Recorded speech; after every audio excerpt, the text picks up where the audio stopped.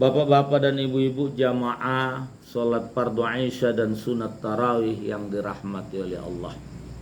Malam hari ini kita sudah berada di malam ke-13. Ndak taraso lah sampai kita ke malam 3 balik. Besok 2 hari lagi sampai kita kali mau balik. Nah, kalaulah selanjutnya 6 balik, 7 balik dan sampai ke penghabisan itu menurun namanya lah. Ndak taraso baju hari raya Tuhan ndak nyolah ado kan.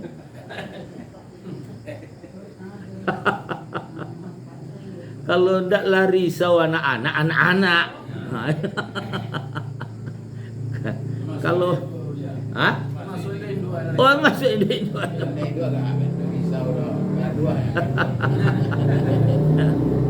Jadi Bapak dan Ibu jamaah salat sunat tarawih yang dirahmati oleh Allah, kita berharap kita baik-baik saja. Yang kita pertahankan seharusnya kualitas iman, kualitas Islam, kualitas ibadah, terutama puasa Ramadan dan qiyamu Ramadan hingga hari penghabisan nantinya. Itu yang terpenting. Di samping soal pakaian baru juga penting. Nah kan itu. Tapi jangan terlalu dipentingkan itu sehingga ibadah kita terganggu. Jangan. Baik Bapak dan Ibu jamaah salat sunat tarawih yang dirahmati oleh Allah. Pada kesempatan ini kita lihat dulu sebuah hadis Rasulullah SAW yang singkat tapi sangat memberikan pelajaran dan pengajaran bagi umatnya. Apa kata Rasulullah?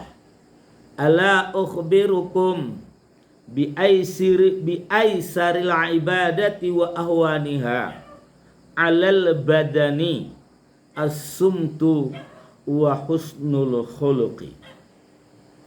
Adakah kamu suka aku beritakan kepada kamu tentang semudah-mudah ibadah dan seringan-ringannya? Inilah yang ditawarkan oleh Rasulullah kepada umatnya. Umatku, kira-kira dalam bahasa kalau berdekatan, maukah kamu saya beritakan kepada kamu ada amal yang mudah sekali, ada ibadah yang mudah sekali dilaksanakan oleh hamba dan sangat ringan? Tentu jawabnya Bapak dan Ibu, tidak kan ada yang lain kecuali mau. Iya. Ini kok kan andaknya yang ringan-ringan lah ya, jangan yang payah-payah. Iya. Antara 23 juta baleh orang selalu bermasalah. Kan itu.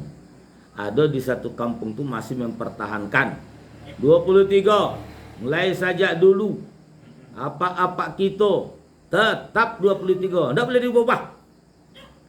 Ada sebagian aja untuk banyak rakaatnya, pelaksanaannya enggak sempurna. Salat coto ayam tuh enggak ada tomak nina. Kan yang diharapkan itu adalah kesempurnaan. Makanya kita buatlah sabaleh. Biar kita lambek-lambek tapi pelaksanaannya elok, sempurna. Nah kan itu. Bapak dan Ibu jamaah salat sunat tarawih yang dirahmati oleh Allah. Sebenarnya tidak ada perkara dengan banyak dan sedikit. Yang menjadi persoalan hati manusianya. Hati manusianya. Kalaulah hati manusianya itu sudah merasa dekat dengan yang disembahnya, tidak ada permasalahan bagi dirinya, sedikit dan banyak ibadah itu. Bagi dia semuanya ringan, bagi dia semuanya mudah. Ya. Contohnya siapa? Rasulullah SAW. Banyak rakaat sesuai dengan yang diriwayatkan oleh Aisyah. Banyak rakaat dilakukan oleh Rasulullah SAW. Begitu juga sahabat-sahabatnya, ya. Begitu juga tabi'in, begitu juga tabi'in. Mereka laksanakan banyak ibadah. Salatnya beratus-ratus rakaat. Jadi tidak ada payahnya bagi mereka itu kalaulah sudah merasa dekat dengan yang dia sembah. Jadi persoalannya hati. Kalau hati sudah merasa dekat, tidak ada masalah buat dia berapapun rakaat. Tetapi kalau hati merasa jauh, jangankan 11 rakaat, 2 rakaat saja pun payah. 2 rakaat, contoh subuh, enggak timbul dah. Kan 2 rakaatnya. Iya, enggak adanya sholat subuh. Di apa? Di jauh dengan yang disembahnya itu. Perasaan hati itu demikian Bapak dan Ibu. Ibarat orang yang dicintai, kalaulah sudah dicinta dan dekat di hati rasanya, tak pernah mementingkan cuaca. Nggak ada itu cuaca. Nggak ada rasa malas itu. Coba kalau nggak dengan hati. Pengajian saja de udan rinai sih jadi alasan tuh. Baku ndak tiba mom hujan rinai. Kan itu contoh. Tapi hujan labe dek nak basobok jo ke kasino ndak masalah. Biar basah kuyup bajunya. Biar basah sarewanya. Tidak ada masalah. Ditampu aja hujan labe. Berarti demikian adalah persoalan hati sebenarnya. Jadi Bapak dan Ibu jamaah salat sunat tarawih yang dirahmati oleh Allah, salah satu hikmah daripada ibadah puasa itu melatih kita untuk ikhlas. Melatih kita untuk ikhlas. Di mana pelaksanaan ibadah kita itu tergantung rasa dekat kita dengan Allah Subhanahu wa taala. Kalau saya mengatakan itulah ikhlas itu. Walaupun definisinya itu beramal karena Allah. Tapi ikhlas yang kita maksudkan dalam hal ini, ketulusan dan ketundukan dia karena rasa dekat dan cintanya kepada Allah Subhanahu wa taala. Ini yang harus kita capai salah satunya di dalam pelatihan puasa Ramadan ini. Karena tidak ada orang yang tahu kita berpuasa kecuali kita dan Sang Maha Pencipta manusia. Tidak ada. Ini latihan 1 bulan penuh. Kita tidak pura-pura. Berpura-pura pun kita tidak ada gunanya. Tidak ada gunanya. Maka dari itu Bapak dan Ibu jamaah salat sunat tarawih yang dirahmati oleh Allah, kita laksanakan ibadah puasa Ramadan, qiyamu Ramadan dengan penuh keikhlasan dan ketulusan karena Allah, dan ketundukan kita karena Allah, dan kita hadapkan amal ibadah itu kepada Allah, dan itulah yang berterima di sisi Allah sebagaimana dinyatakan oleh Rasulullah dalam sebuah sabdanya, innallaha ta'ala la yaqbalu minal amali illa ma kana lahu khalisan wa batugiya bihi wajahuhu. Sesungguhnya Allah Subhanahu wa taala tidak menerima amal dari seorang hamba kecuali amal yang dia lakukan dalam keadaan ikhlas. Berarti persoalan hati. Kalau dilaksanakan amal itu dengan ikhlas, berterima di sisi Allah Subhanahu wa taala. Wa batugiya bihi wajahuhu, dan dituntut, diharapkan dengan amal ikhlas itu dapat keridhaan Allah Subhanahu. Jadi pelaksanaan amalnya harus didasari ikhlas, makin mudah, murah jadinya, dan dengan itu keridhaan Allah pun didapat. Berarti selama Ramadan kok kita berlatih untuk ikhlas. Jadi yang kita maksudkan tadi ikhlas itu ketulusan dan kepatuhan kita menjalankan perintah Allah itu. Kalau sudah demikian, tidak ada namanya berat dalam ibadah. Tapi pun demikian, Rasulullah sangat tahu dengan umatnya. Maka dia nyatakanlah ini. Adakah kamu mau saya beritakan kepada kamu ibadah yang mudah dan ringan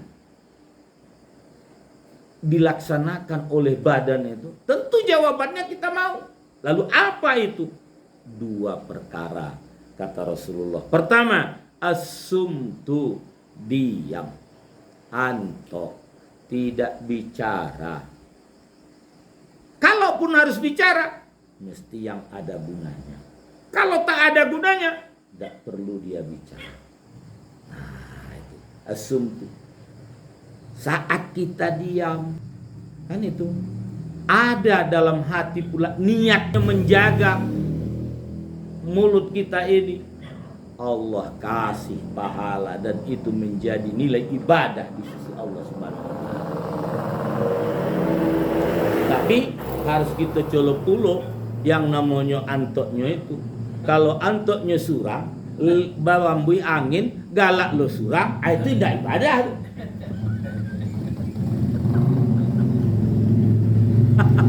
Enggak. Kalau mudi itu tidak ibadah dong. Hah? Oh golak ya? Itu tidak ibadah. Itulah mudi. Ikut waras, berakal kalau dalam bahasa hukum. Tapi dia mampu sebenarnya bicara, namun dia tahan untuk tidak bicara karena dia takut nanti akan mengatakan hal yang tidak baik. Jadi ibadah.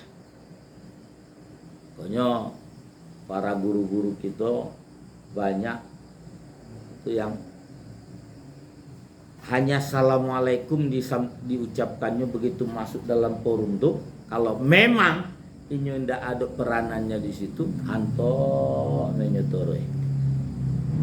Karena itu ibadah. Kecuali dia ditanya, diajak interaksi, diajak bicara, dia mau. Dan dia pun bicara hanya seadanya. Ibadah.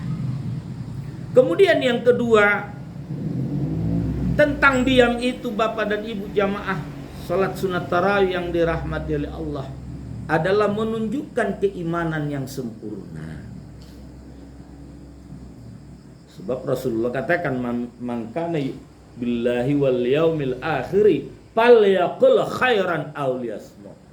Barang siapa yang benar beriman kepada Allah dan hari akhirat, hendaklah dia katakan perkataan yang baik, tak mampu aw liyasmut, atau hendaklah dia diam.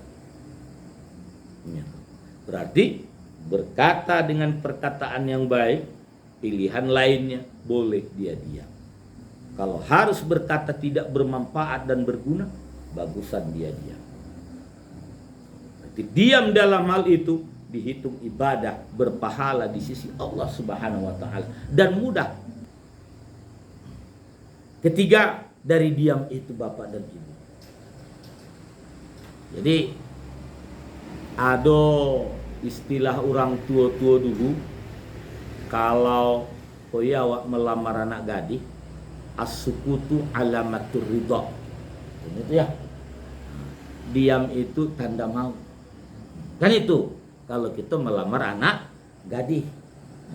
Kalaulah anak gadis itu diam, itu pertanda mau. Dulu. Kalau kini mungkin baca bahasa Arab juga bahasa Indonesia. As-sukutu alamatul bodoh. Diam tandanya bodoh. Tidak mengerti juga itu. Bapak dan Ibu, tapi yang kita maksudkan dalam hal ini apa? Adalah ketika seorang anak gadis yang dilamar itu diam, dia sebenarnya lagi berpikir. Berarti diamnya itu adalah menerangi pemikirannya. Maka ibadah diam membuka orang berpikir. Nah, itu manfaat daripada diam. berpikir. Banyak kalau para filosof itu banyak orang tuh diam, berpikir, dan itu jadi ibadah. Apatah lagi diam sambil berzikir, itu tambah. Nah itu, antok menyo, tasbih jalan. Bahkan kadang-kadang sampai tertidur jadi. Itu apa? Baik, Bapak dan Ibu. Itulah tentang namanya diam, ibadah yang paling mudah dilaksanakan badan ini, kata Rasulullah. Yang kedua dalam hadis itu, wa husnul khuluqi. Nah, itu. Apa? Akhlak yang baik. Kalau berbicara masalah akhlak yang baik, ini terkait dari segala sisi badan kita ini. Yang saya maksudkan sisi badan kita ini apa? Perkataan, perbuatan, hati. Yang tiga hal ini merupakan muaranya dari perbuatan kita. Semua yang ada keluar ini tentu harus menjadi baik. Kalau dia hati, tentunya hati ini merujuk kepada pengamalan syariat agama. Dan itu. Begitu juga perbuatan, cerminan dari kepatuhan hati itu. Begitu juga perkataan adalah merupakan ketundukan dan kepatuhan terhadap syariat agama itu sendiri. Artinya, baik hatinya maupun perkataannya dan juga perbuatannya merupakan pengamalan dan pengewajawantahan daripada ajaran Islam. Itu dimaksudkan dengan husnul khuluq. Nah, itu. Sebab akhlakku Bapak dan Ibu kan terbagi kepada tiga kalau dalam secara garis besarnya. Pertama, akhlak kepada Sang Maha Pencipta. Kan itu ya. Yang kedua, akhlak kepada sesama manusia. Yang ketiga, akhlak kepada alam sekitar. Ini yang dimaksud dengan lingkungan. Ini kalau sudah elok akhlak kita kepada Allah, nah itu sudah termasuk kita dengan husnul khuluq namanya. Husnul khuluq. Di mana buktinya kita elok akhlak? Tentu yang dapat cerminannya dilihat dari segi ibadah sholat. Itulah paling indahnya. Terlaksana sholat yang 5 waktu. Berarti sudah baik akhlaknya kepada Allah. Persoalan hati tidak bisa kita jangkau. Yang jelasnya sholat. Kemudian kalau akhlak kepada manusia, dia hormati selalu tetangganya, tidak tercederai oleh lidahnya, bahkan tangannya. Kan itu, tidak tersinggung. Akhlak dengan alam semesta atau alam lingkungan atau lingkungan sekitarnya tentu tidak buat kerusakan yang membahayakan orang lain. Ini kok banyak orang merasakan dengan banyak orang mengatakan dengan alasan kemaslahatan, tetapi pada ujung-ujungnya adalah malapetaka bagi umat manusia. Untuk contoh Patangko di Demak banjir, di Probolinggo banjir, di mano-mano di Jawa tuh banjir. Walaupun keceknya kalau di TikTok dek doa-doa orang Patangko selagi apa kampanye. Ada yang mendoakan kami akan tenggelamkan PDIP. Kami akan tenggelamkan Ganjar. Ya memang ndak manang di situ PDIP jo Ganjar, yo tenggelam batu dek doa temu kabul. Ditenggelamkan oleh Allah. Baik, itu kan hanya sekedar dugaan sebenarnya. Tapi nanjale akhlak manusia kepada lingkungannya tidak lagi baik. Terjadi penggundulan hutan. Makanya terjadi banjir bandang. Nah, baik Bapak dan Ibu jamaah salat sunat tarawih yang dirahmati oleh Allah. Kita harapkan dengan ibadah puasa kita dan qiyamul Ramadan, jadilah kita orang yang bisa mengamalkan dengan baik semudah-mudah ibadah ini. Diam demi kebaikan kita dan akhlak kita menjadi akhlak yang baik. Amin ya rabbal alamin.